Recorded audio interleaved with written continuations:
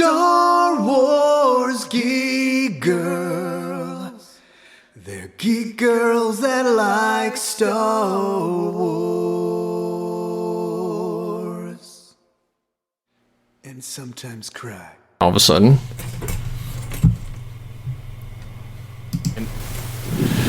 All right.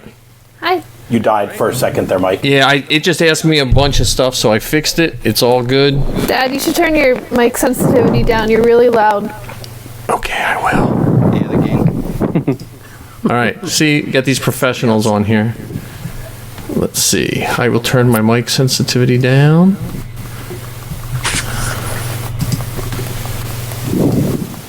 How's that, Zoe? That's better. Okay. All right. So. Or is somebody breathing on their mic? Is somebody outside? I'm away from my mic, so I know I tend to heavy breathe, so. I hear that, but it sounds good. It's like a calming Darth Vader sound. I actually think it's someone me. I'm running a 5K? I'm using my sound reducing headphones, and the microphone is like right there. Oh yeah. That could be your head. Oh, okay. You know what? Hold on. Let me try to just put in my iPhone earbuds instead. Okay, so while Frank does that, I would just figure this would be a good Mando party, Mando episode, and everyone that has a podcast, which is it's me and Colin have one, Zoe has one, and Ken, do you have one yet? We're working on it. So you can have this for a filler episode as well. Nice. A cross-platform episode. All right. So 2.5 podcasts? Yeah, you're like 2.5 podcasts. This is the best time to get started. We're all sequestered in some way, shape, or form.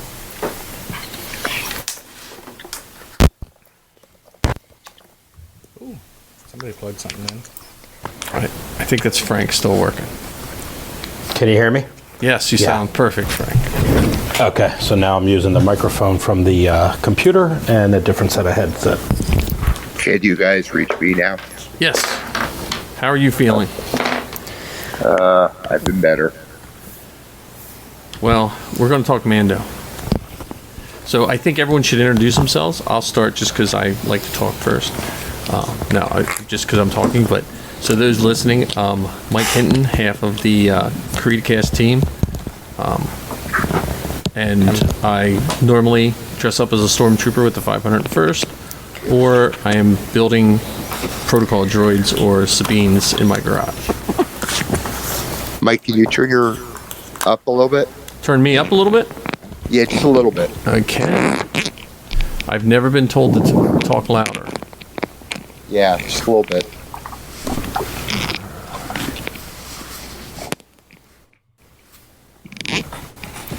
Is that better? That's perfect, thank you. Yep. I have a clogged ear too. Oh, okay. All right, Frank, I guess you're up. Okay, I'm Frank Trinchy. I'm part of the Mandalorian Mercs costume club. I'm actually the Alarad, which is the commanding officer for the Pennsylvania chapter. And I normally dress up like a Mandalorian.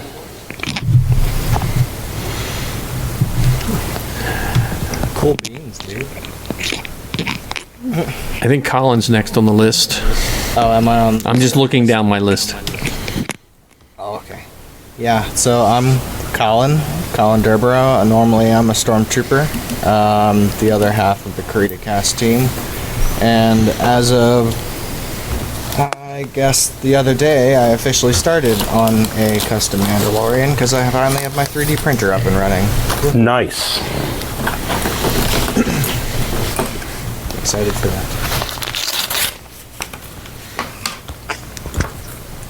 And then we have Ken.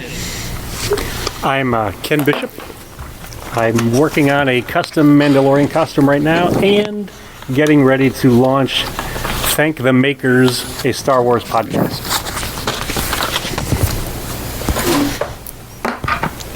And Clive's next. All Okay, my name's Clyde. I guess you guys know me as I was cosplaying as Vader independently, which I recently retired. Gave that to a great charity for them to use to help them raise money. So it went to a good home. I'm currently building and almost finishing my Mandalorian Voth Bruticus. My experience with cosplay would be that I've been the commanding officer for the G.I. Joe 13th Civil Defense group for about 5 years as multiple characters. And I'm also part of other groups and organizations. So that's where I'm basically mostly known as. All right, Zoe's next. Zoe, do you have headphones on? I hear I do. feedback. Okay, I hear feedback from somebody. It's not recording bad, but I do hear feedback. No, I got headphones on. Okay, Zoe, give us your Mando breakdown. I'm Zoe Hinton. I'm half of the Star Wars Geek Girl podcast. I mostly do one of currently 4 Sabines, and I have a custom Mandalorian in the planning stages, we'll say. And then that leaves us with Dominic. Hey guys, how are ya? Dominic Pace, and I was a featured bounty hunter as Gekko in The Mandalorian episodes 1 and 3. Been a character actor for over 20 plus years, numerous guest stars, few shows coming up. And yeah, happy to be here, guys, and I hope everybody's staying safe. Oh, well, welcome to everybody. I don't really have any guidelines for the show other than just we can just talk Mando. So I think since we have Frank here, we should start with Mando parties, armor parties. What would you like to know about them? Well, Frank, tell us like your first Mando armor party story. Okay. Well, I've been involved with the Mandalorian Mercs for 5 years now. I've been an official member. January was 5 years, and I've been the Allarad, the commanding officer for the Pennsylvania clan, for 4 years now. So when I first started, the armor parties were actually very small. It would just be a handful of people, and it was kind of everybody just doing everything independently on their own. There wasn't a whole lot of guidance involved. And when I took over, I decided to make it a little bit more of a helpful environment. So we've actually opened them up, and they're pretty large now. We've had as many as 50 people at some of the armor parties. And we try to be as helpful as possible, because usually there's at least a dozen or so official members there. So we try to help out all the new people that are making their armor and try to make it as easy for them as possible to get involved and to realize how easy it is to make armor.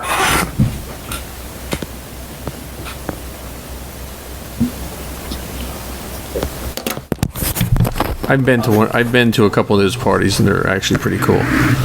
Yeah, Mike, I'm sorry. I think it might be me with the feedback, and I'm just trying to eliminate it. If you just mute, I think if you just, when you're not talking, if you mute, that should fix anyone, if we all, because I just muted when you were talking just to make sure it wasn't my mic as well. So that helps out a lot.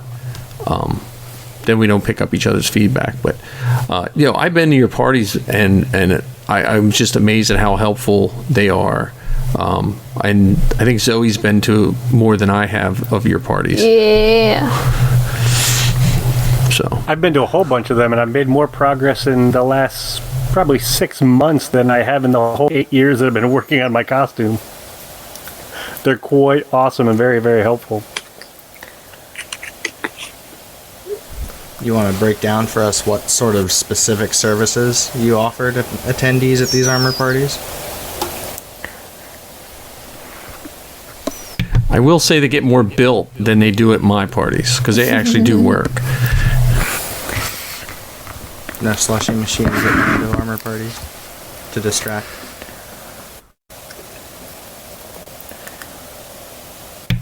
I've seen everything done at the Mando parties, from people getting out a sewing machine and working on stuff, to cutting out Sintra to make armor, to painting in the driveway. It's a whole host of amazing stuff all at one time.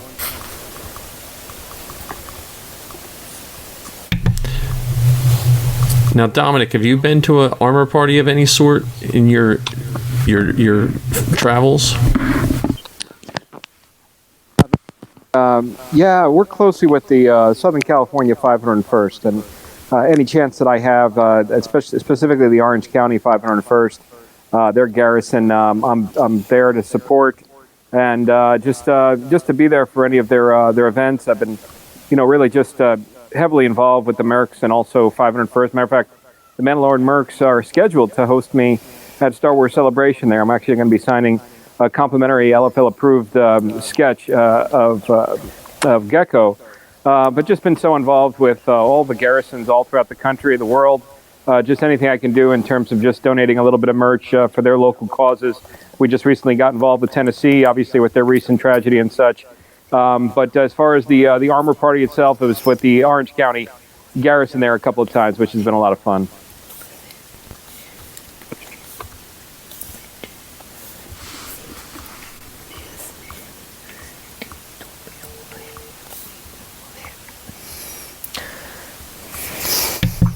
Come on, I know all these people like to talk. Come on, Zoe. Give us a good Mando story. How long have you been in your Mando armor, Zoe? Well, I first got Sabine when I was, hold on one second. I first got my Mando armor when I was 14 for season 1 Sabine. Yeah, that's how long I've been in my Mando. And now I have many more Sabines, and one more in the works, and another Mando in the works, so lots of Mandos. Do you still go back and put on your old Sabines, or have you sort of put those all behind See, you? I want to. I think maybe in this, we'll take advantage of this situation to refit the snaps on my first 2 Sabines, because we redid our snapping system for seasons 3 and the epilogue that I have. So if we just have to reconfigure seasons 1 and 2 so I can wear them and easily swap them out like I can with 3 and 4, because the old clothes that 1 and 2 are meant to go with don't really fit me anymore. Hey, Mike, I'm back now. I think I figured out my issue. So, sorry about that. Oh, yeah, no problem. Yeah, I know with Zoe's, we had, for certain reasons, had to get all her costumes out. And we eventually need to build a tote that can hold all her Sabines, because some of the parts are interlaced. And she's working on her backpack right now. Jetpack, sorry. Yeah, I would, and I'd like to redo the snaps on 1 and 2. I just said that. Mike, I think someone had asked a question when I was dealing with my technical difficulties, asking like what we do at the armor parties and what kind of stuff we offer. And I know Ken gave an answer, but if I can add a little bit more to it. Oh, please do. I want people to talk, because I'm just... Sure. So one of the things that we try to do is, a lot of people usually when they come to the armor parties, they'll sit there and say that they have no idea where to start, where to begin. So what we like to try to do is try to get people up and running and get them started. And usually we can help them when it comes to everything from the concept of their Mando right on through. Especially with the popularity of the TV show now, we have people coming to armor parties that they have this idea of what they want to do for their armor. But the thing is, we basically have CRLs that we have to follow for the Mandalorian Mercs. And people will come in and say, oh, I want to do this. And unfortunately, it won't meet the CRL requirements. So we try to kind of steer them in the right direction as far as what they can do and what they can't do. Then we basically get them rolling as far as getting their armor started. Most of our people use Sintra for their armor, which is a thermoplastic. And if you've never used it before, it sounds intimidating, but it's actually very simple to use and very easy to use. It's something that you cut and score with a utility knife, and then you heat it and you can kind of flex it. And then when it cools off, it retains the shape. Sintra is something that's a little difficult to come by, but we as a clan have acquired some. So we've actually gotten several huge pieces of it, and we cut it down, and basically we offer that to the members so that they can cut out their own armor. And, somebody could easily just go buy their armor, and there's nothing wrong with that. You can do that if you want, but it's a lot more economical if we just provide you with a piece of Sintra and you cut it out yourself. And we kind of also feel that at least then you kind of worked for it, and it's almost as though you forged your armor yourself because you've cut it out yourself.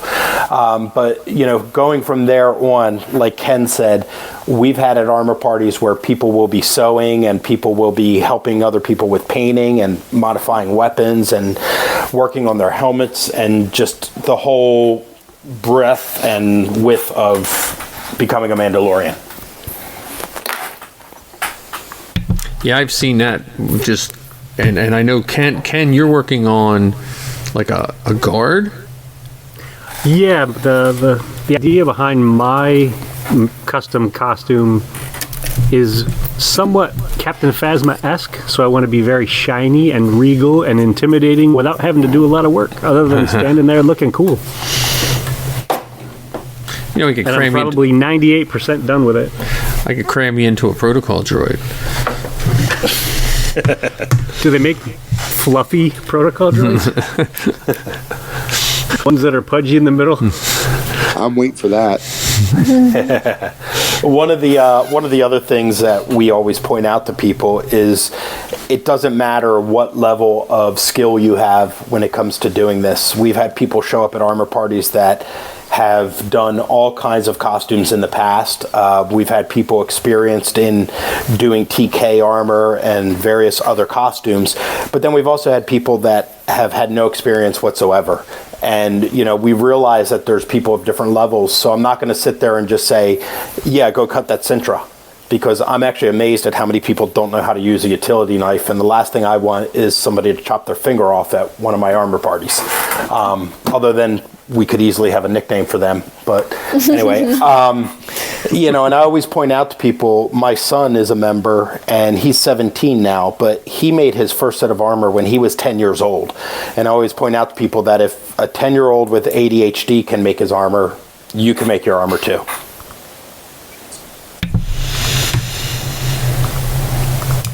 Yeah, I've been trying to get Colin to go to one of your parties.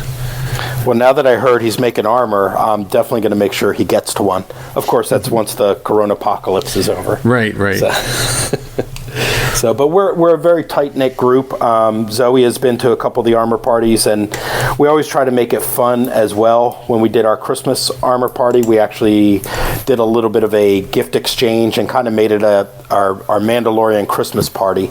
And, you know, I don't have our Life Day party. I'm sorry. I don't have a slushy machine, but in the summer months, we normally will barbecue and we'll make a whole day out of it. You know, I basically look at it as the Mandalorian culture is very family-based, and the clan is my family. I'm the ugly stepdad, and I basically open my doors to everybody within the clan.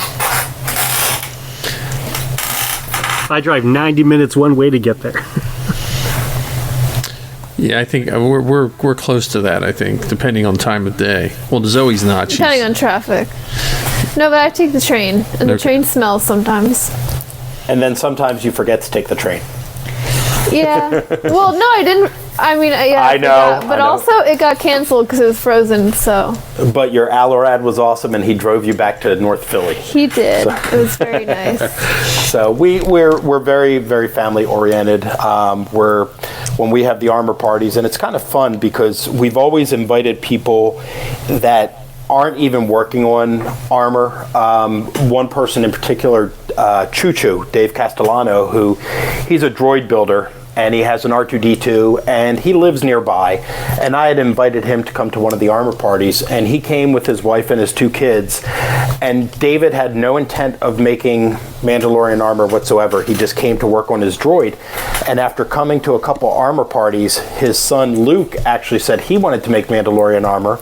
And now David, his wife, his daughter, and his son, all 4 of them are going to be making Mandalorian armor because they just realized how much fun it was and just how neat it was and how much you get to express your own artistic vision with your custom Mandalorian. You can be the shiny guy like Ken, or you can be, you know, someone who's been through explosions and tons of firefights. Or like Mike's metal armor. Isn't that Mike that has the metal armor? No, From Pittsburgh? Nick does. Oh, Nick. No, Nick Mike. that, yeah.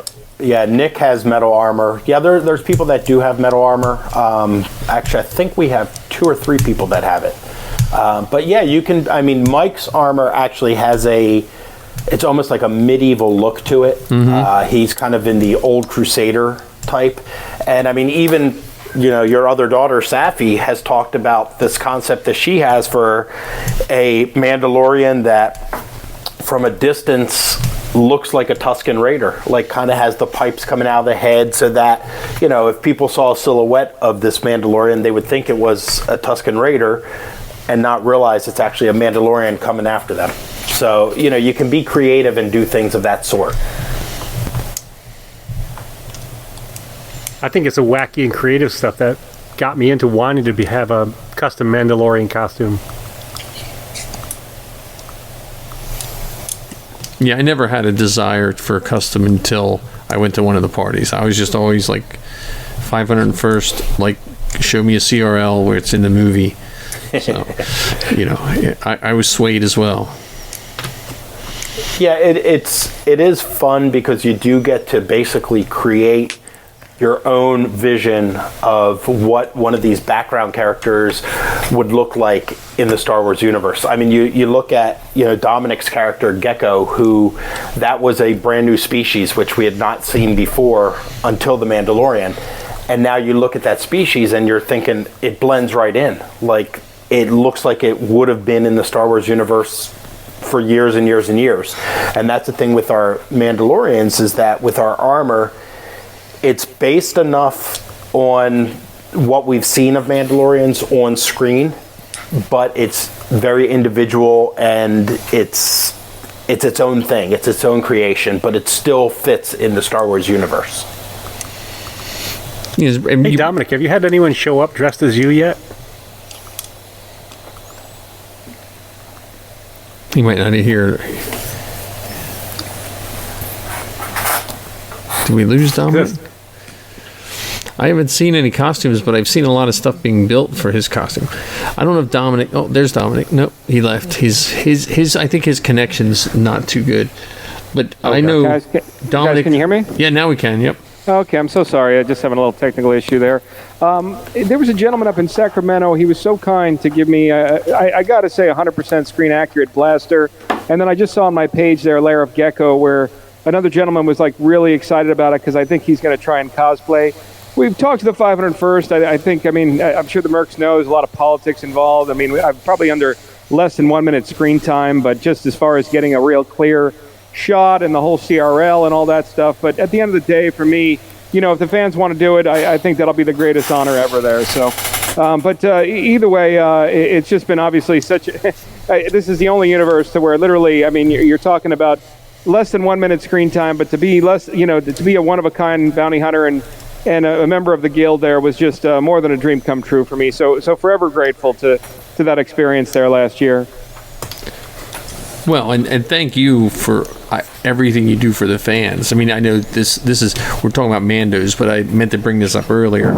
You did a call for my nephew's whose birthday party was canceled. You do calls for all kinds of people, so you're doing wonderful things for the fans. No, thank you so much. Again, I know where I stand, and really, it's sort of a pay it forward to John and Dave and the makeup artist Brian Sipe, and also just the goodness of my heart that literally I've been doing this for 20 plus years, and let's call a spade a spade. I would genuinely be nothing without the support of everybody, and everyone's been so supportive. So any way I can pay that forward to a child or people in need, it's just been a dream come true for me. Lifelong fan, of course, in so many ways. Oh, and Zoe points you out in Superstore when you're in Superstore too. Yes. Yeah, we got a fun kid one coming up. Nickelodeon, April 18th. I guess starring a new show called The Danger Force. It's a spin-off of Henry Danger. A big show on Nickelodeon there. So good things to come as well. But you should be seeing some more of Gekko as well. So a lot of good things to come. Well, Dominic, if you're ever in Pennsylvania, we'd love to have you come to an armor party because it would just be fun to have you hang out with us, and we could even show you how to make a few things. Oh, I would be honored. I'm scheduled with Clyde and everybody, I think in October. October. Yeah, October.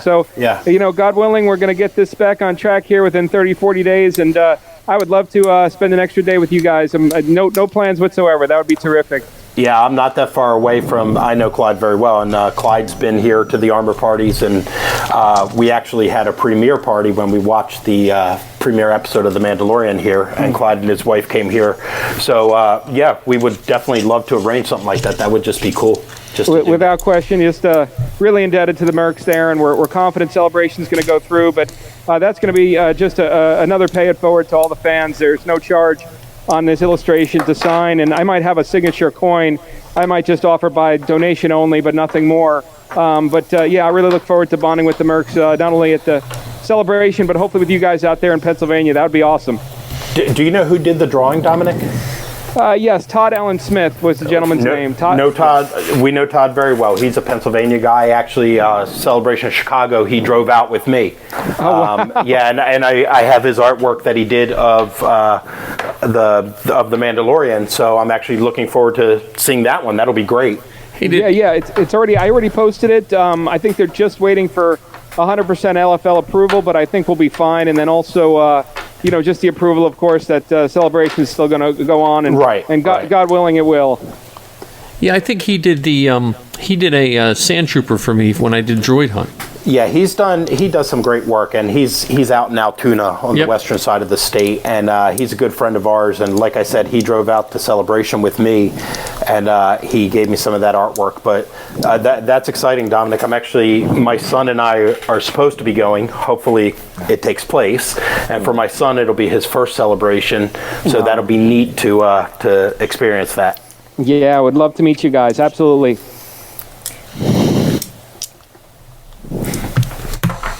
All right, what other Mando stuff we got to talk about? Frank, the Mandos in Pennsylvania, at least, I'm sure all of them do, but the displays, I've just been going through a bunch of pictures on my phone, and I just remembered all the displays the Mandos have. Yeah. Any plans for even better displays in the future? Yeah, we're actually working on a few different props, and just to give a backstory on that, we like having booth space when it comes to cons and things of that sort, and a lot of other local clans have different props of all different kinds, and one of the most popular ones is a prison cell, and a lot of people like having a cell and using some sort of what we like to call Star Wars magic, where there might be reflecting tape on the bars or something of that sort. And when you take the photo, if you turn the flash on, it looks like they're actually lit up laser bars. So we actually have a prison cell that's like that. But to back up even further, we had decided as a clan that we wanted to make all of our display family friendly and kid friendly. And one of the things that we couldn't stand was when we would go to a con and you would see, little kids would go up to somebody's booth and they would touch something and they get scolded for touching that. And I'm a father. Mike, your girls are a little bit older now, but when they were younger, I'm sure that you remember when you tried to go somewhere that little kids are curious. They want to touch things. So what we decided to do was we were going to make every prop within our booth kid-friendly, family-friendly, stuff that they could touch and stuff that they could interact with. So we together as a clan decided what we were going to do, and we were debating whether we were going to do something inside of a starship or something that looked like a landscape on an intergalactic planet. And we decided to go with the intergalactic planet, and we had one of our members as a graphic designer, and she actually designed a backdrop for us, which we then had printed on a 10 foot by 12 foot or whatever it is photo backdrop. So we have that. We actually have a command tent, which we made ourselves out of curtains that we bought at Walmart. But it's a 6 foot by 6 foot command tent. And it basically looks like it would be something that you would see set up on like a temporary base on a planet somewhere. And then we've added to that over the years, and we have our prison cell, and we have a gonk droid, which actually works as a power outlet. We made some fake boulders that basically just kind of props to add to the backdrop. And then we actually made a rifle rack with some very brightly colored rifles. And the reasoning behind that was actually a couple of parents at some events actually they frowned upon the fact that a few of us were giving our guns to the kids to hold. And what the parents said to me was, look, that's a prop and the kids can see that. But the last thing I would want would be for my child to go into their friend's house and they see what they think is a prop gun and they pick it up and, God forbid it turns out it was a real weapon. So I started to think about that a bit and I thought, let's make some prop Nerf guns that actually look fake enough that a kid knows it's not a real gun. So we actually took a bunch of Nerf guns and we modified them all the same, and we made them actually very Star Wars looking. They're actually pretty cool looking. But we also made them so that if kids drop them and break them, no big deal. We'll fix them and put them back out there into circulation. Just so that way the kids can hold the rifle when they take photos with us, so they feel like they're actually in the action shot, not just standing there next to us. So that's the bulk of our props. We kind of make them with things that we can find. A lot of the materials are stuff that we find at thrift stores or just sitting around in someone's garage. And speaking of garage, my garage is full of all of our props, and everybody ends up bringing stuff over and just saying, here, I thought maybe the clan could use this for something. And then it sits out there in my garage forever until we think of a use for it. Don't forget to talk about that large gray thing that you have as a prop. Oh, right. Large gray thing. That, I think I know what you're talking about. That is actually something that's... it's a cool prop that we have. It's actually mine. It doesn't belong to the clan. I did that on my own. For a while we had been... People were always like, oh, where's... you need Han Solo and Carbonite. You need Han Solo and Carbonite. And... I just wanted to do something different, so I decided I was going to make a Gungan in Carbonite. So I made a full-size Gungan in Carbonite. And there's the possibility it could be Jar Jar Binks. I don't know. I don't want to say it is him. But we have a Gungan in Carbonite, and we bring that prop to the cons as well. And it seems it's funny how many parents actually get a kick out of that, because it's people that are in our age range, the 30s and 40s, that see that and laugh, whereas the little kids just think it's a cool prop. But the people in our age range kind of get a kick out of the fact that it's Jar Jar Binks in Carbonite. And I assume that's what you were talking about, Ken. That's it, absolutely. Okay. Yeah, one of the great things with the Mercs is that our stuff does not necessarily have to be 100% screen accurate. And what I mean by that is you would probably never see a Jar Jar Binks and Carbonite in the booth of one of the 501st garrisons or the Rebel Legion, just because their stuff is all screen accurate. Whereas with us, there's a lot more freedom permitted when it comes to our props and our costumes and things of that sort. So it looks like it fits in the Star Wars universe, and we can make it fit into the Star Wars universe. Well, as a bystander, I think also your display enhances your costumes, which is nice.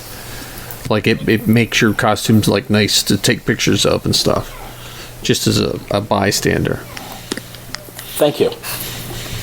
Yeah, it's been a lot of work to get it to what we have right now. And one of the things within the Mercs as well is that we're always talking with each other, the different clans throughout the country. And I happen to be fortunate enough that I travel on business. Well, not recently, but usually I travel on business and I'm all over the country. And I've made friends with the Mercs all over the place. Dominic, you said that you're in Southern California. I'm actually very good friends with both the San Diego and the Los Angeles clans out there. And when I travel on business, I usually try to go out to dinner with them or go out and grab drinks with them or just hang out with them.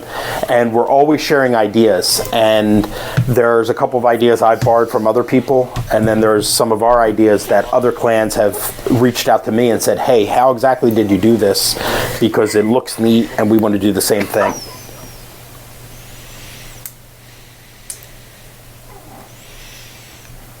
I'm trying to convince Heather to let me make the life-size Gungan for our house. Oh, there you go. And I want it to be right inside the front door, so that's the first thing that people see. Start with an Ewok, so it's smaller. Yeah.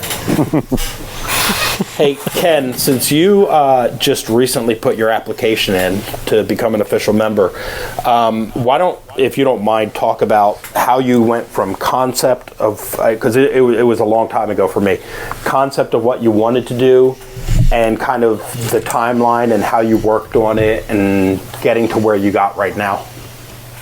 Yeah, sure thing. So, going back to what I said earlier about liking the idea of being able to create whatever character I wanted with the Mandalorian bounty hunter kind of as the template.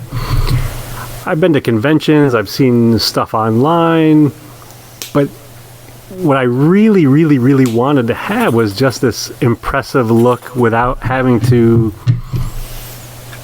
do a super ton of work. So I wanted it to be basic, I wanted it to be simple, and I wanted it to be impressive to view. So that's why I lean towards the super shiny Mandalorian, because the T-visor is recognizable, the armor plates are recognizable. Yet with the Mandalorian mercenaries, you can be as creative as you want to be, or as simple as you want to be. And so at first, what I was going to do was modify a Boba Fett Hasbro toy helmet, and that turned out to be a heck of a lot more work than I thought it would be. So I purchased a Headshots prop helmet from one of the gentlemen in the New Jersey clan and started working on that. And then I started shaping my armor plates, which is, like you had mentioned earlier, Frank, cutting pieces out of the foam known as Sintra. That's one of the brand names of that material, is Sintra. Cutting the plates out and using heat gun to shape them, get them to fit me. And I must have had those things heated 3 or 4 different times with different people helping me, because I couldn't heat the plates and hold them against myself at the same time without causing major injury to myself or the material I was working with. So I got a lot of help with that. For my undersuit, or my I guess it's a flight suit, right? I purchased a head-to-toe black Dickies coverall, kind of what a mechanic would wear or something along those lines. I have a black flight vest that my armor plate's attached to that I purchased from a seller on Etsy, and I don't remember her name off the top of my head. I'd probably pronounce it wrong even if I did remember it. So I purchased my vest from her, and then I've been to probably 4 or 5 of your armor parties and gotten a lot of suggestions and help figuring out how to put the parts all together till finally I could send in an application with 5. Okay. So I must have gone to 4 or 5 different armor parties up at Frank's and got a bunch of help from some official members there, and then just got some creative juices and suggestions from people that were hanging out and helping each other out, and managed to finally put together all the pictures that I needed to submit my application just a few weeks ago. So if things go well, probably within the next 2 or 3 weeks, I'll have my adjustments made and I'll be an official Mandalorian Merc. Well, that's really cool. I mean, I think I've been to a couple that you were there, so I thought you were like old pro or something like that. Well, Ken is technically not in Pennsylvania, so he's not really supposed to be part of our clan. I've actually known Ken, gosh, Ken, I guess I met you probably when I first started trooping, so 5 years ago, and he was working with the New Jersey clan, but I think he just kind of got sidetracked with life and never got around to doing it again.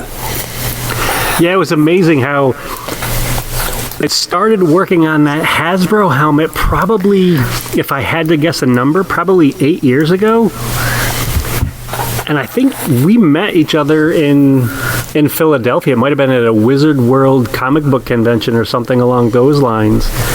And randomly, oddly enough, I think Heather and I bumped into you at one of the celebrations, and I can't remember which one it was.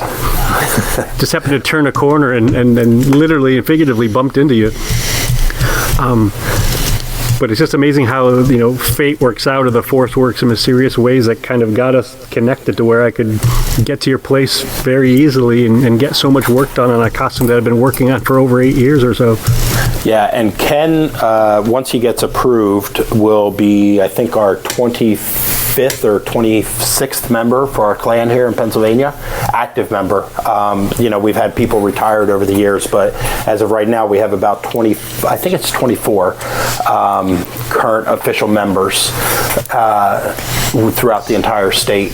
And just to go over what Ken was saying, so the application process, pretty much you submit your photos, and people that are used to the 501st, it's the same type of photos, and then the application team kind of goes over them.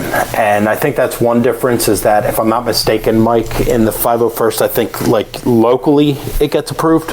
Correct. Yeah, so with us, it goes to an application team, which it's a whole group of people that are the personnel department of the Mercs, and they basically will sit there and look through the armor, and based on the photos, give you the feedback. And sometimes it's tiny little things, other times it's significant issues that they basically point out what needs to be changed. And just from going through it with Zoe, the Mando Mercs are tough but nice, I will say. Well, I mean, for anyone building armor, whether it's Imperial, Rebel, Mando, you put a lot of time and yourself into it. And certain people forget that. And there's different ways to hand people bad news and good news. And I felt like the Mando Mercs have a really good grasp of what people put into that armor. Yeah, one thing, something I always like to say, and when I send the invite out for the armor parties, I even say that it's a positive place, and there are ways to tell people, that they need to fix something without criticizing it. And one of the sayings that I actually like is, nobody likes to hear their baby is ugly. So it's there's a polite way to tell someone that, hey, you need to adjust this, instead of saying, oh, that looks horrible, you should completely redo that whole thing. I mean, Ken, one of the things that Ken got feedback on was his gauntlets, and you could see some 3D print lines on them. And Ken was like, he texted me the other day and he goes, I'm just going to get a whole new pair. And I was like, no, wait a minute. Walk off that ledge, Ken. It's not that bad. And it was just a pretty simple fix to do it. Now, granted, it's Ken's time, not mine. So to him, maybe he would have thought it was easier just to get brand new gauntlets. But, you see somebody puts a lot of time and effort and work into something, and you want to make them feel appreciated and make them realize that I can look at your work and respect the amount of time and effort that you put into that. Yep. And thank you for helping me walk off that ledge, or step back from that ledge. I know some people that can get those print lines out for you if you need help. Well, now I've got to worry about orange peel. I primed them and put a coat of shiny gloss black as the undercoat for my chrome paint, and now it's got orange peel on it, so I gotta do some gentle sanding tomorrow. 2 of Zoe's helmets have been painted from top to bottom twice because of orange peel. So I've had a perfect smooth surface, and when I hit it with the clear coat to seal the lines, it peeled off. Like I had to strip it all the way down. So see, and now you were doing a Sabine, which is a canon character, so it had to be spot on. Yep. Ken is doing his, like he said, Captain Phasma shiny armor Mando, so it has to be spot on. Whereas if he was doing a Mando that had, battle damage, he could have incorporated that orange peeling paint into, his armor, and kind of made it look like it was part of the weathering, the natural weathering of the armor. That's what you're going through next, Colin. I was just gonna say, so good segue into filling in 3D print lines, because that is literally the next thing on my list. Well, I have one more part to print out for the helmet, but the rest of it is all there. I just need to glue the pieces together and sand it all down into one smooth, cohesive object. What would you guys suggest for, like, I know a lot of people use Bondo. Is that the go-to for putting 3D printed pieces together and filling in the holes and sanding it smooth? Yeah, a lot of sandpaper. Yeah, and sand across the lines. Yeah. That's what I'm doing on my jetpack. Yeah, and you want to make sure you're using the sandable primer filler. Yep. Just so that way it helps fill in the any imperfections that are on there. Could I also offer up one other suggestion? Yeah, sure. Of course. Be kind with yourself when you do this. Take your time with it. Don't rush it. Because that's one of the problems I had the last couple months is I had been working on this for so long that I was starting to get impatient and just want to get it done, that I had to remind myself to take my time and do it right. That way I didn't have to do it again. Yeah. I mean, right now I have the benefit of having all the time in the world. Stuck at Yeah.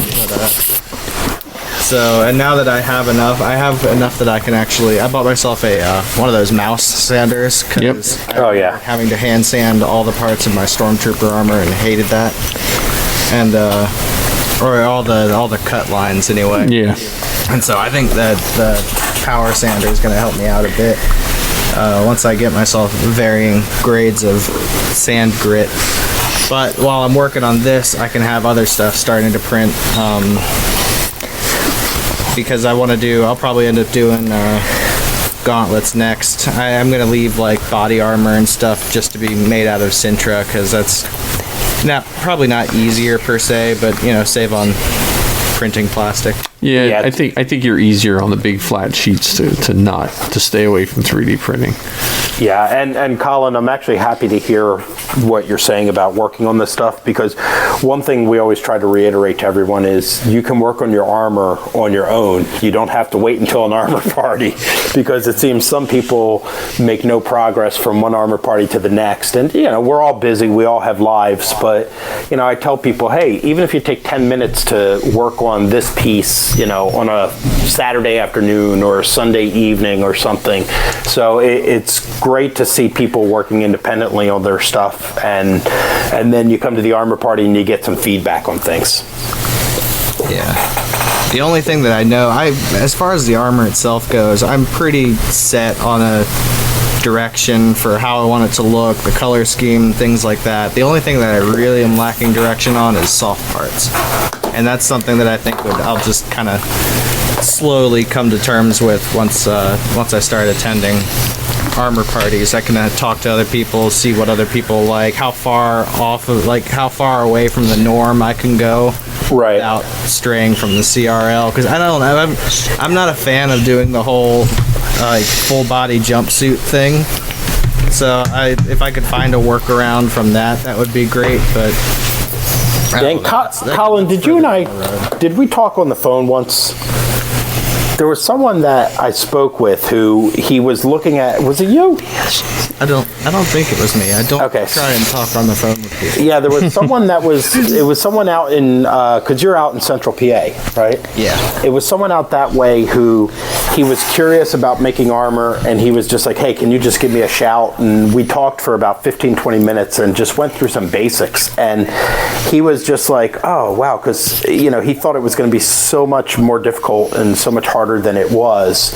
And yeah, trust me, we can give you some guidance with the flight suit as far as what to do. I recently, after Celebration of Chicago, went to a 2-piece flight suit instead of the 1-piece, and it's just like, wow, how did I ever live with a 1-piece flight suit? So it's so much easier.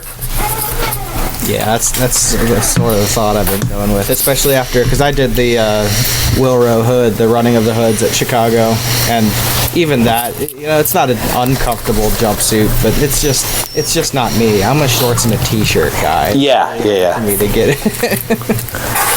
get past that.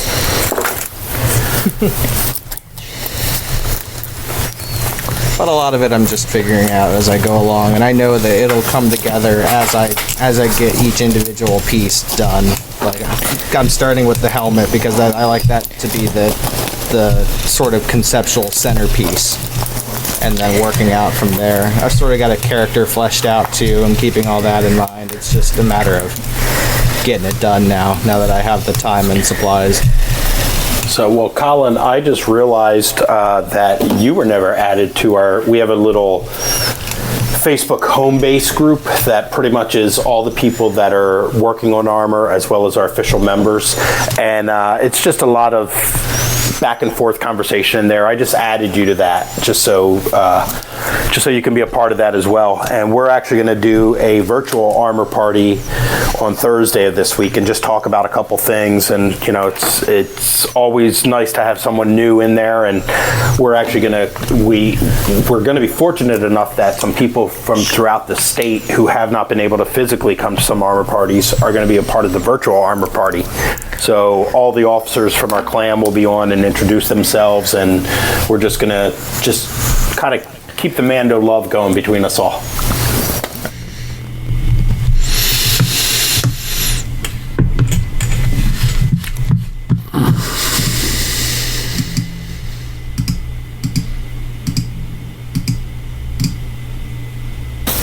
There it goes. There, I don't know what happened, but we're back. I think everyone's online right now because you can't go anywhere. I get scared because my computer likes to cut out on me too, so I can never tell if it's you or me. It happens when I'm trying to play games and talk with friends. Yeah. The minimal social life that I do have. So, Frank, you said Thursday. What's the date of that? Just since this recording might come out at different times. Oh, I'm sorry. Yeah, that will be Thursday, the 26th of March. Yeah. And I mean, I would recommend. I don't know how all other Mando Merc parties are, but the Pennsylvania Mando Mercs, if you can get to one of their armor parties, and people have heard me say this, I like my armor parties too, but the Mando Merc armor parties, especially at Frank's, is really nice. I mean, people get a lot of stuff done. I think one day I just sat and made molds for people the whole day. So. Yeah, and it's always just, like I said, we're always sharing ideas, and it's funny how many people we will invite to the armor parties, and I'll tell people, even if you don't think you want to make a Mando, just come hang out. We're a bunch of Star Wars nerds. We spend the whole day together, and we will have people come to an armor party, and about 2 hours into the armor party, they're like, yeah, I want to make this. I want to make armor, just because they see how much we're working together and just the camaraderie, and they just realize we're fun. We have one of our newer recruits who's actually, Colin, she lives out in your area. She's in Camp Hill. We met her at one of the hockey games, and she was actually a handler for somebody in the Rebel Legion. And they were walking around with the Mandalorians. I want to say it was the Lehigh Valley Phantoms game. And they were walking around with the Mandalorians. And after that game, she reached out to me on Instagram and said, I really want to join the Mandos. And she's actually almost done with a majority of her stuff, and it's only been a couple of months. People kind of hang out with us, and I always joke around and say it's my infectious personality, but maybe it is, maybe it's not, I don't know, but they see how much fun we are and how much fun we try to make it, and they just enjoy it. I'll bring Zuckus next time. You have or Forlom for Zuckus? Forlom. I'm resculpting for Forlom. Oh, is that what I saw you working on something? I didn't know if that's what. No, that's Safi's new 000 suit. Oh, okay. I'm redoing all the molds for 000. Okay. So, because Matt Martin likes the black, metallic black compared to the other black, according to answers he has given. So I'm going to redo hers in the metallic aluminum instead of jet black. So it won't be the CRL correct, but it'll be correct to someone in the story group. Yeah, that's sweet. I'm waiting for a master class on mold making. Well, I don't know if you want to take it from me. Mine's just a master. I can make molds. I don't know if it'd be a master class. But Are you saying it's more of a mester class? Is that? well, yeah. I mean, no. I mean, I'm trying something new right now. I messed up a mold. It had a bubble in it, so I cut just a piece out that was bad, and I re-poured that part of the mold.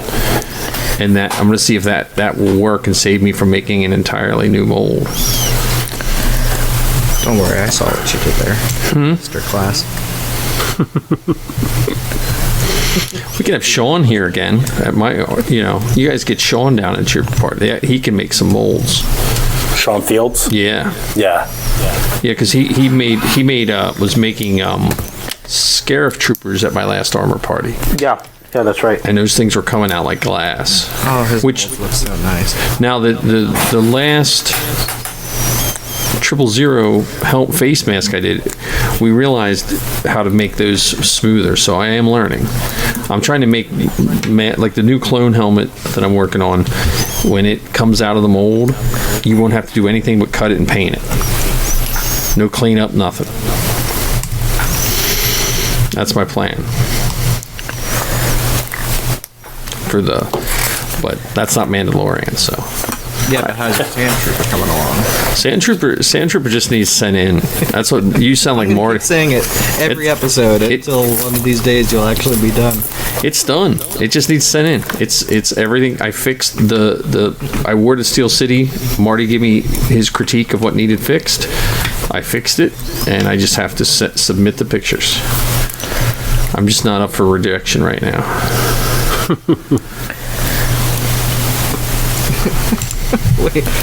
Well, and Mike, eventually I'm sure you're going to work on your Mando. Oh, I'm sure. I have the Mando helmet. It's being smoothed right now, so I'll have a mold of that soon. Are you going to try and do a full Din Djarin Mando? Yeah, that's the one that appeals to me right now. But I don't know if I want to do him or my custom one to match what the girls do. Because I'd like to take what each of the girls are doing and try to figure out like an in-between, like a combo. If that makes sense. So the wolf helmet, the Loth wolf helmet, but with the Tusken Raider body? Yeah, something like that, yeah. I hit half a wing. I'm on a droid kick right now. I'm making Zoe a droid too, so she'll have a droid to wear too. Oh, wow. Before anyone makes fun of me, I didn't ask for it. No. I want to do it, but don't say I tell him to do stuff, because No. I didn't tell him to do that one. She did not, but she wanted to see C-3PO, but Safi nixed that. Why? Why does she get both the famous droids, and I get K-3PO? I know, well, what are you gonna do? The world famous blue one? The white one. Oh, white one. Okay, never mind. The white one with the creepy face? Oh, the white one that curses out C-3PO. Yeah. Yeah. No, I want to be 3PO. well, Safi won out on that one. Who was the shiny silver one in the Phantom Menace? Is that K-14? Who is that? Oh, I don't know. I'm working on the white one from Empire. Hoth base. Yeah. Okay. I just don't want. I'm gonna have to chrome C-3PO. I don't want to have to chrome 2 droids. What if you did a protocol droid from the Clone Wars movie? That's the one I like that one a lot. And I also like in the Evil Plans episode, there's background protocol droids that are like blue and purple and teal and green. They're fun. They're just different sculpts, though. Yeah, but Like I'd have to get the whole new C-3PO head. That's a whole different. That's a whole different head. that's true. But you can still, I don't know. Do you think the random person on the street's gonna know? But I would know. I'm redoing C3. I redid the whole C-3PO head because the one notch was wrong. So. You know, if we get enough protocol droids going around, like circulating within like affordable and people can wear them, we could get a whole new legion started that's all just protocol droids. Well, there is a protocol droid group, but it falls under the droid builders. Here's an interesting idea. Custom clone troopers. Yeah, that's. I like the sound of that. That actually Right? sounds cool. I like that. I don't know why it's not a thing.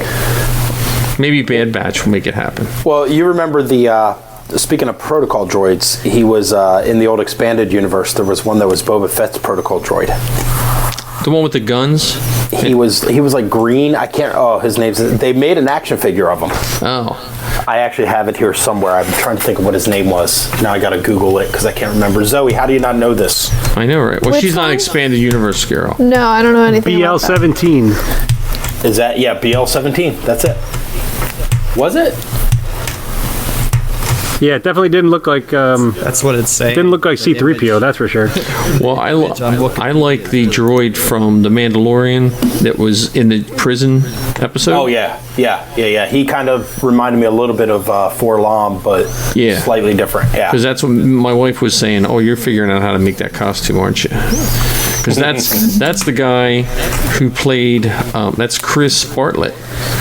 That played that droid, and he's the guy who played the flute player in Mandalorian. Oh yeah. And I also bought the girls' Jawa robes from him like 8 years ago. He did a bunch of C-3PO jobs for Lucasfilm in a couple years. Like anytime you saw C-3PO on like a Disney show, like 10 years ago or whatever, or 8 years ago, that was Chris Bartlett. Somehow I wound up hanging out with all the C-3POs in Orlando at Celebration at the Bash. It was me, Dan, Chris, and Christian were all somehow hanging out at the Bash. I was the only one that couldn't fit in a C-3PO costume. That's why I say we need fluffy droids.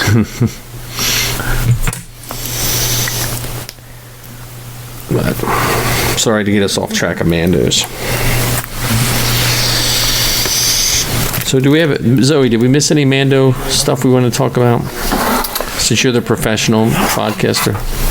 Have you guys heard the latest news? Season 2? Rosario Dawson. Oh yeah. I don't believe any of those casting rumors until I see it.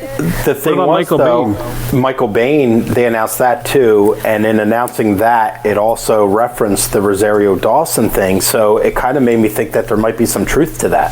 I think it's entirely likely that Rosario Dawson is playing some kind of minor side character. I don't think she's playing Ahsoka. I kind of agree. I think what happened maybe was, which granted this came from We Got This Covered, which usually when We Got This Covered says something, the opposite is true. But my hypothesis is that somehow it got out that Rosario Dawson was playing a minor character. And because there were like rumors and stuff like 2 years ago that she was going to play Ahsoka in something, people just jumped to Ahsoka. And it also came out the same time as the Ahsoka episode on the Clyde. Right. Yeah. And I think that Zoe, you and I had this discussion before. I forget whose podcast it was, but on somebody's podcast, they were discussing the fact that a major character like Ahsoka, it would probably be her own feature film or her own series. It would be something big like that where they actually introduced her in live action. It wouldn't be as a secondary character in something like The Mandalorian, where the focus wouldn't be on her. She would just be a secondary character. Exactly. And like, I don't know, like They did that with the Marvel Cinematic Universe Spider-Man. They had him in Civil War as a sub-character before giving him his own movie. Why would that's true. That's true. I don't know, I think also like Ahsoka doesn't have anything to bring to The Mandalorian. And I say this as like a diehard Ahsoka fan who wants all the Ahsoka all the time. Ahsoka has nothing to add to The Mandalorian. Really. Unless he's looking for some of these wizards. Right, but she's not a Jedi anymore, first of all. And she's very likely with Sabine still looking for Ezra in the unknown regions. You know? Which is close to the Outer Rim. You know, you don't think that there's room for them to intersect for one episode? I don't think so. And I don't want Rosario Dawson to play Ahsoka anyway. I think Ashley should do it. Ashley Eckstein has said she wanted to do it. She looks awesome in the costume. She's done live action acting before. She can do it. Plus, Dave's pretty loyal to his people. But Yeah. you know what's good is we're going to have a "You Were Wrong" show between you and Colin about a year from now because one of you is wrong. I do think it's interesting with the rumor about Michael Biehn. They said he's going to play a bounty hunter from Din Djarin's past. Well, I could just still put him as a background character. Yeah, very true. He could just smash his head into the table at the beginning. And Yeah. I just, with the Mandalorian, I'm more like, I don't know if I want them to ever bring in characters we already know. Because I think that makes it stand out from literally all other Star Wars You're right. that we have right now. I don't think there's, and granted I'm behind, but I don't think there's a single book or comic where there isn't some kind of character overlap at all. And I think the Mandalorian not having that really makes it stand out. And I think I want to keep it that way for the time being. You're right. And now that I think about it, I'm thinking, because I'm actually up to date on all the comics and all the novels, they always include someone else, and it's their way of tying it into the universe. And I don't think the Mandalorian needs any more than... No, I don't think it needs that, you know? Really, the only tie-in that they've had has been the fact that they are Mandalorians, they talk about the Empire, and the Darksaber. yeah. Yeah. I think really, if I had to pick one character I would really want to show up in the show that we already know would be Bo-Katan with the Darksaber. But I don't need that, you know? I agree. I think when I saw that, whether it's fake or not, when I saw people starting to post that Rosario Dawson was cast as Ahsoka, my first thought wasn't whether or not I thought she would be good for the character. My first thought was, screw you guys for spoiling that. Yeah. Like, Well, if also, now that's I'm the other... expecting her to be in the show, whether it's a rumor or not, and I'm probably going to be disappointed if it's not, just because I've been told a lie. That's the other thing, though, with the Mandalorian. If they could keep Baby Yoda on lockdown all that time, Right. they're not going to let Ahsoka Tano just like, oops. I guess it caught us on that one. Yeah, you're right, because that was out of nowhere. Yeah. Well, that's Dave Filoni's doing. He's the master of secrets, it seems. Yeah, and I don't He's know, also the master of trolling, which could very well just be all this is. Yeah. No, but also super subtle foreshadowing has never been Filoni's. I don't want to say strong point because it's not like a weakness of his. It's just not his way of doing things. Like in Rebels, it's like, oh, who's Fulcrum? And then there's a close up on a crate and it's Ahsoka's symbol on the crate. Like it's not. I don't know. I think there'd be, if they were planning on bringing Ahsoka so early to be in season 2 and not in like a later season, I think there'd be something to indicate it from the first season, you know? We shall see. I mean, not necessarily. Palpatine came into the third of the sequel. Filoni didn't do that one though. Filoni didn't do the sequel trilogy. Sequel trilogy is its own thing. We're talking Filoniverse here. Filoniverse? Okay. Filoniverse. There's regular Star Wars and there's Filoniverse, which is a step above Star Wars. You know? I would agree. You know, everyone always says like, oh, the movies take precedence. Filoni takes precedence to me. I am, Zoe, we've had this discussion where I've sat there and said, I believe that Filoni's a better storyteller than George Lucas. He's the best. I don't know if I'd go that far. Every bit of content is based off of the Clone Wars series at this point, almost more than the movies. Yeah. Yeah, kind of his is a little bit more important at this point than the canon movies. Yeah. To be fair, George Lucas was also an equal participant in the Clone Wars. Yeah. And Filoni has recently He learned from saying, him. Well, yeah, Filoni has been recently saying like it was actually a lot harder than I thought it would be without George to help. So credit where credit is due. George Lucas. He also created, of course, the originals and prequels. So mad props, dude. Yeah, he still supported the entire series up until. Yeah, he just created like the entire concept of Star Wars. Well, just the way we always say, he created the sandbox to allow us to play in it, and he created the sandbox, and Dave is now in charge of the sandbox. I mean, that's kind of the way of looking at it.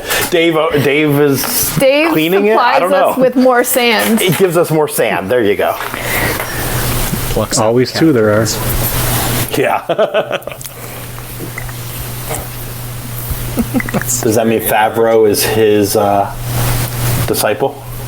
I don't know, because Favreau, I think, would be the apprentice. I guess. His apprentice. Yeah. He was drawn in from the Jedi Order of other regular director work. And now he's in the Sith of Disney. I would kill to be Filoni's apprentice. I will be his Padawan.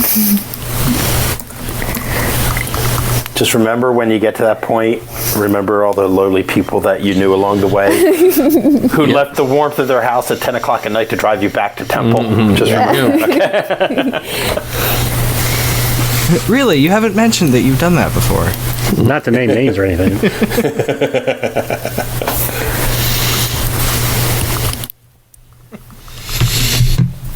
All right. Well, we have any Mando stuff to close it off? If anyone's got any sort of interest, MandalorianMercs.com. You go on there, and the forums are a little difficult, but if you go on there, you can find who your local clan is, depending what state you're in. Reach out to them. They are always open and welcome to inviting new members, or look for us at local events once events start happening again. Yes, sometime this summer, hopefully. Yeah. We will not complain about trooping in the heat, probably. Yeah, really, we'll be happy to be trooping at all. I guess if we're capping things off, thank you briefly to our friends Dominic and Clyde, who had to disappear early. We appreciate you guys coming on for the time you came on. And Dominic, like I said, he's so nice to the fans. I can't believe, how nice he is to just every fan he meets. And keep your eyes peeled for Thank the Makers. We're still working out the details of that podcast that hopefully will be up and running by the end of April. Come on, you guys are stuck at home, man. Come on. If you need a jingle, let me know. Again, I got plenty of free time. All right, I'll definitely reach out to you, man. I really appreciate that. And we're open for guest spots, too. Or live podcasts. That's what Zoe and I were talking about. If we have an armor party this summer, once it clears up, we're going to set up a live podcast stage in the corner of the yard and just broadcast a bunch of stuff. Oh, that's pretty cool. Hear nothing but me right next to the mic with a power sander. No, we'll put it far away. Zoe has a couple episodes. Here to talk about. Well, that's what I almost started printing a helmet, and then I was like, oh no, we're recording tonight. I can't start a helmet. What helmet? I'm finishing the back part of the second clone. Phase 2 clone. Phase 2 clone. Ooh, you're doing Phase 2 clones now. Phase 2 clone. That's the next. I bought a royalties-free model, and I'm going to print it and mold it and have helmets out. Nice. Radical. Always got something going. Paint it the same way as my first one, but only actually have it be correct because that's the right phase. Right.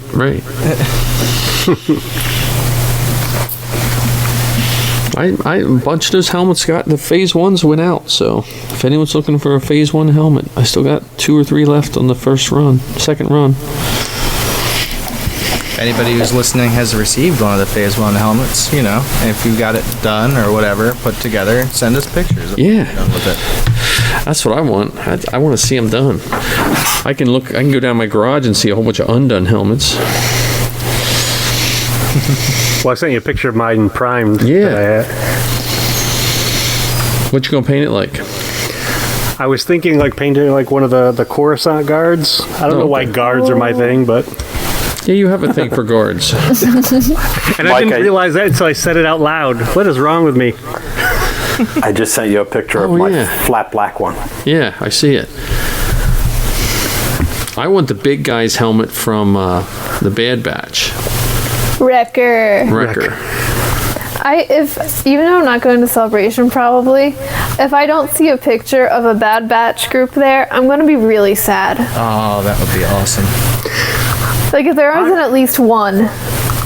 And a Knights of Ren, but mostly Bad Batch. Because I've been waiting for someone to do a group of the Cloud Riders with Emphas Nest. Yeah. That would be cool. That's just a lot of alien prosthetics, I think is the thing. Yeah. And somebody to be Warwick. We have BT being printed. We have 2 BTs being printed. And we have no Afras yet. So we need an Afra to go with 000. I guess BT will be on my list after, I don't know, I might do some random printing after I'm done with Mandalorian printing. Yeah. Zoe, I'm sure you could pull off an Afra. Maybe. How about a gender bent Afra? I could be an Afra. There you go. But she doesn't guard anything. She gets around guards. I have too many costume ideas and projects right now, but maybe an Afra. Afra's a lot of soft parts, though. It's all soft parts. You gotta learn how to sew while you're stuck at home. I learned how to embroider and put patches on. I mean, I already knew, kind of, but I got better at it.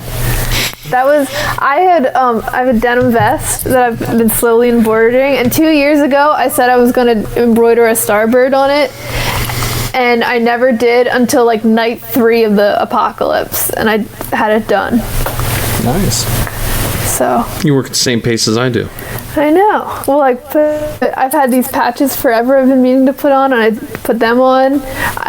Since I was like 10, I wanted to paint my light switch panel, and I did that night 1 of the apocalypse. So I've been really productive, actually. Yeah, I know. I'm getting pretty desperate for things to do as well. I have a list of things.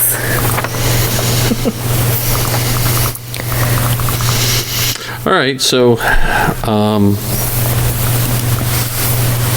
I guess this is it. Thank you, Frank, and Colin, and Ken, and Zoe, and Clyde, and Dominic. And Dominic. Almost forgot Dominic. Thank you, Mike and Zoe, for hosting. Yeah, and we'll put this up on our feeds, and then I will send you, Ken, the file, so when you get your feed up and running, you can put that in your feed as well. Nice. Thanks for the gift. Yep. All right, guys, I'm going to shut the recording off. So last time I did this, Star Wars Geek Girls. They're geek girls that like Star Wars. And sometimes cry.